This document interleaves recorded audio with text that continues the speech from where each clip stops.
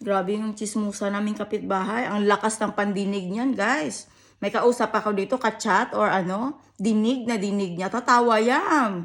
Kasi naaayon sa kadimunyuhan nila ang mga bagay-bagay na akala nila ipababayaan ako ng pamilya ko.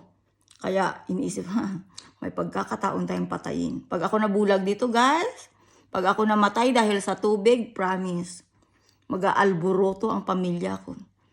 At, ay yung nagagalit daw sa akin kasi biktima sila. Pabiktim. Tigil-tigilan nyo ako. Maraming nagagalit sa inyo dahil ano?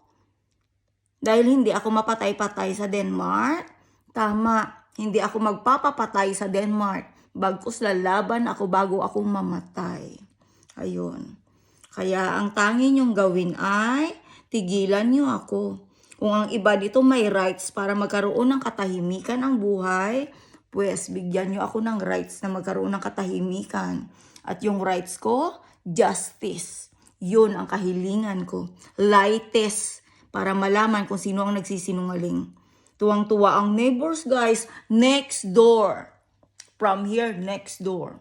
Ayan, guys. Naglalagay ng stoplight yan, guys.